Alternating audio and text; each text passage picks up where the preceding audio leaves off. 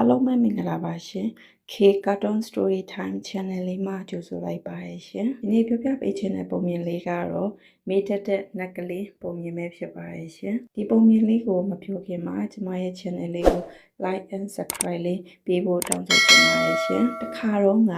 အင်မတန်မေးတက်တဲ့နတ်သားကလေးဖိုးချစ်ဆိုတာရှိတယ်တဲ့ကွယ်နက်ကလေးဖိုးချစ်ဟာမကြာခဏမေ့တတ်ပြီးမယ်သူတစ်ပါးကိုညီလိုစိတ်ရှိသူလေးလည်းဖြစ်ပါတယ်။ဒီနေ့မှာတော့နက်ကလေးဖိုးချစ်ဟာလူပြည်စီလဲသွားခြင်းတဲ့အတွက်သူ့မေမေစီမှာခွန်တောင်းပါတယ်။မေမေတားဖြင်းလို့လူပြည်စီအလဲသွားပါရစေ။လူပြည်မှာအရာရာပွန်လင်းမြင်သာတိုးတက်နေပြီတဲ့မေမေရဲ့အေးဒါလူပစ္စည်းအလဲသွားခြင်းတပါဆိုလဲသွားလေနတ်အုတ်ထုတ်နတ်ကျင်လုံးနဲ့နတ်ချင်နေလို့ကိုတော့ယူသွားအဲ့ဒါတွေတော့မိမကြံခဲ့နဲ့နော်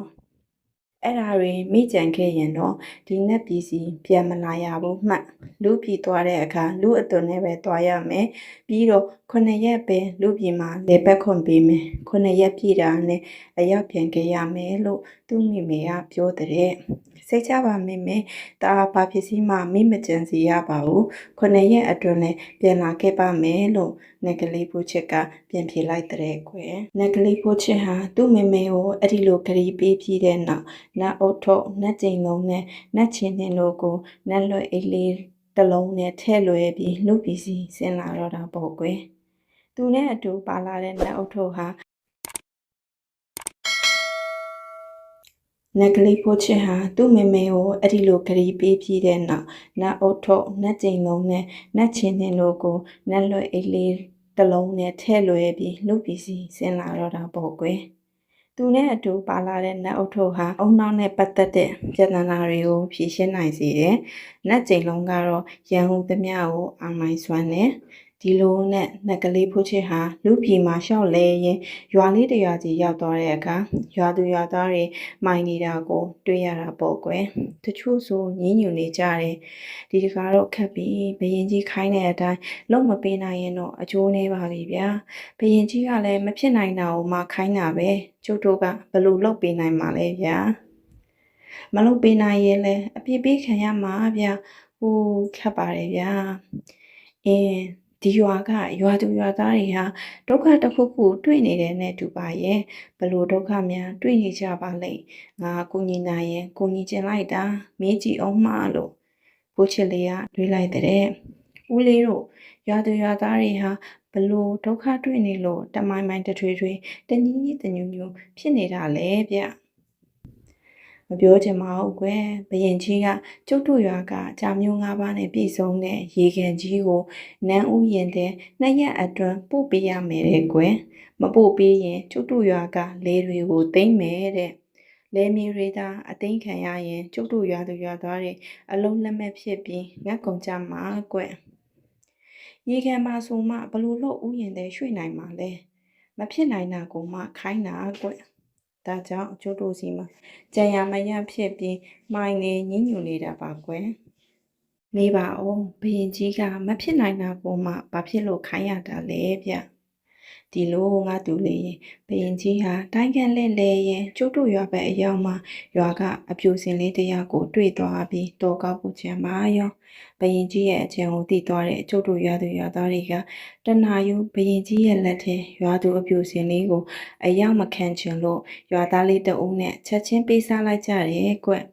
အဲ့ဒီတော့သူတစ်ပါးမရဖြစ်သွားတဲ့ကောင်မလေးကိုဘရင်ကြီးကမသိမ့်ပိုက်နိုင်တော့ဘူးပေါ့ကွယ်ဒီမှာတင်ဘရင်ကြီးဟာဒေါကန်ပြီးကျုပ်တို့ရွာအပေါ်အညိုအတေးထားတော့တာပဲ။အော်ဒါကြောင့်ဘရင်ကြီးကမဖြစ်နိုင်တာကိုမှလောက်ခိုင်းတာကိုဟုတ်ပါတယ်ကွယ်ခုတော့ကျုပ်တို့တရွာလုံးဒုက္ခနဲ့လှလှတွေ့နေရပြီပေါ့။မပူပါနဲ့လေကျွန်တော်ဖို့ချစ်ကူညီပါမယ်။နက်ကလေးဖိုးချစ်ဟာလက်လွတ်အိတ်လေးတွေကနတ်အုပ်ထုတ်ကိုထုတ်ယူကခေါင်းမှာဆောင်းလိုက်တယ်ဆိုရင်ပဲသူ့ရဲ့အုံနောက်ညံနေပွင့်လင်းလာပြီးအကြံဉာဏ်ကောင်းတွေထွက်လာတော့တာပေါ့ကွယ်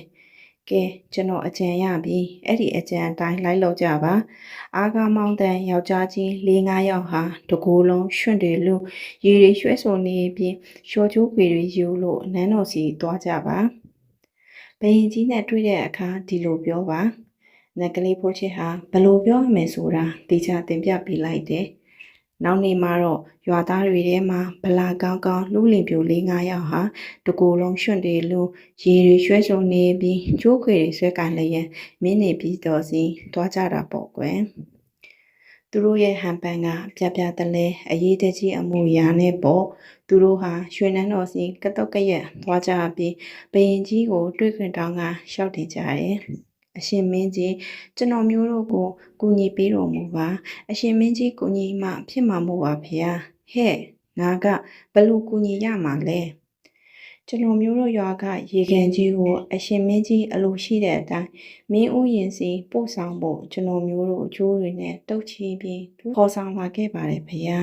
ဒါပေမဲ့အဲ့ဒီရေကန်ကြီးဟာတောစနပုတ်အရက်ကရေကန်မှုအတော်ရိုင်းပါတယ်ဖေဟာဒါကြောင့်လမ်းမာတွေယုံပြေးပါတယ်ဖေဟာတောစင်ရိုင်းကိုအလိုရှိတဲ့အခါမြို့ကစင်ရင်နဲ့တွဲခေါ်မှရတယ်လို့ကျွန်တော်မျိုးတို့ရဲ့တောကရေကန်အရိုင်းကိုအရှင်မင်းကြီးရဲ့ဥယျာဉ်တော်တွေက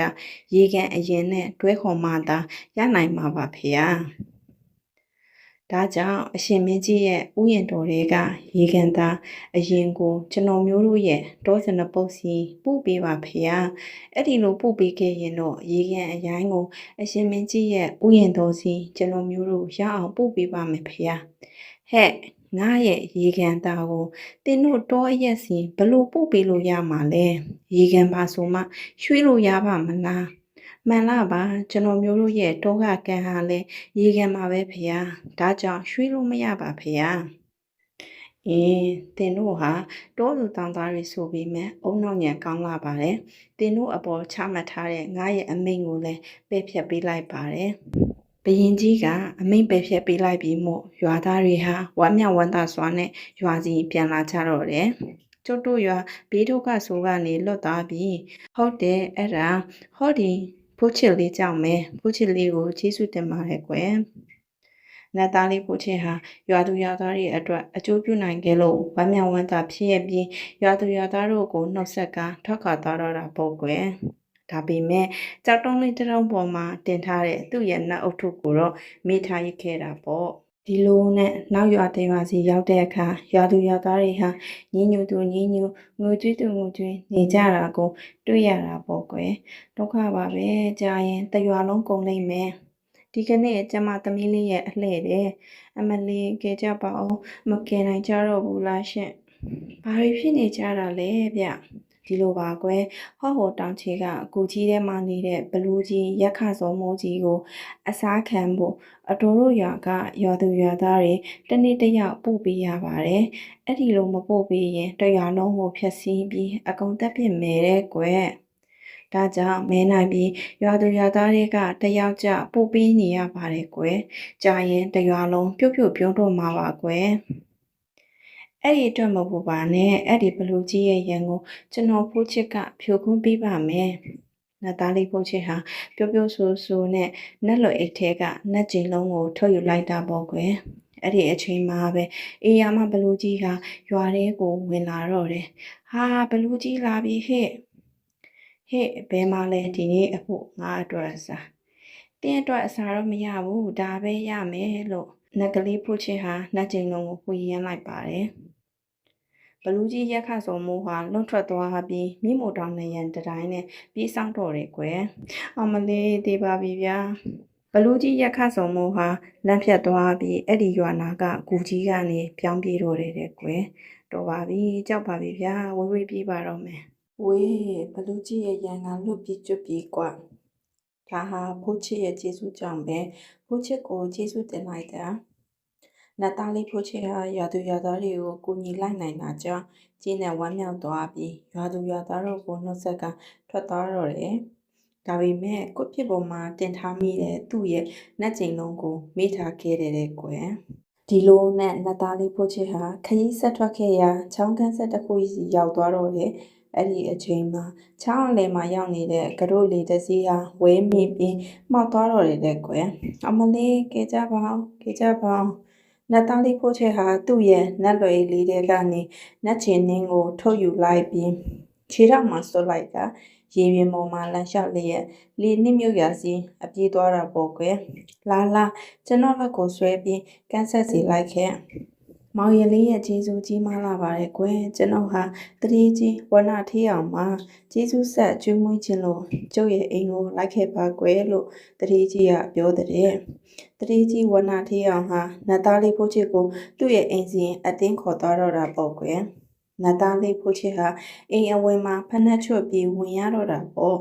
တတိကြီးဝဏထေးအောင်ကျွေးသည်များစားတော့ပြီးတဲ့နောက်တတိကြီးကိုကိုညီလိုက်နိုင်တဲ့အတွက်ဝမ်းမြောက်ဝမ်းသာဖြစ်ပြီးနတ်သားလေးဖိုးချစ်ဟာနှုတ်ဆက်ကာထွက်ခွာသွားတော့တယ်ပေါ့ကွယ်ဒါပေမဲ့အင်းအဝမှာချွတ်ထားခဲ့တဲ့နတ်ချင်နှင်းကိုတော့မိချန်ထားခဲ့တာပေါ့နတ်သားလေးဖိုးချစ်ဟာနတ်ပြည်ပြန်ဖို့ပြင်ဆင်ချိန်မှာမှ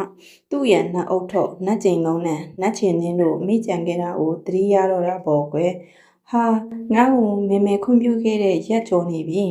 ဟာငါရဲ့နက်ပစ္စည်းတွေဘယ်မှာကျန်ခဲ့တယ်လဲမသိဘူးအဲ့ဒါတွေမပါပဲငါလက်ပြည်ကိုပြန်လို့ရမှာမဟုတ်ဘူးဒုက္ခပါပဲအခုမှဒုက္ခပဲလို့ရည်ရွယ်လိုက်တဲ့ကွယ်နတ်သားလေးဖိုးချစ်ဟာနတ်ပြည်ပြန်လို့မရတာကြောင့်စိတ်အကြီးကျယ်ညစ်ပြီးထိုင်မှန်နေတော့မှပဲသူကူညီခဲ့တဲ့ရွာနေရွာကရွာသူရွာသားတွေနဲ့တထေးကြီးဝနာထေးအောင်တို့ဟာနွားလေးတွေနဲ့ရောက်လာကြပြီးဖိုးချစ်ရေဖိုးချစ်မိကျန်ခဲ့တဲ့ပစ္စည်းတွေကိုလာပို့တာပါကွယ်ကျုပ်တို့အပေါ်ကျေးဇူးရှိတဲ့ဖိုးချစ်ကိုပြန်ပေးခြင်းလို့အခုလိုတကူးတကလိုက်ရှာပြီးပေးရတာပါကွယ်လို့ပြောတဲ့အဲ့ဒီနောက်မှာတော့ကိုချစ်လေးဟာနတ်အုပ်တို့ကိုဆောင်နတ်ချင်းနှင်းကိုစီးကနတ်ချိန်လုံးလေးဝေရန်ရင်အားလုံးကိုနှုတ်ဆက်လျက်နတ်ပြည်စီပျော်ရွှင်စွာပြန်သွားနိုင်တော့တာပေါ့ကွယ်ကလေးတို့ရေနတ်သားလေးဖို့ချစ်ဟာမကြာခဏမိတတ်သူဖြစ်ပေမဲ့သူတစ်ပါးကိုကိုညီတတ်တဲ့စိတ်ကောင်းလေးရှိတဲ့အတွက်သူ့မေမေရှိရာနတ်ပြည်စီပြန်သွားနိုင်တာပေါ့ကွယ်ဒါကြောင့်ကလေးတို့လည်းသူတစ်ပါးကိုကိုညီတတ်ကြပါစေကွယ်အားလုံးကိုကျေးဇူးတင်ပါတယ်ရှင်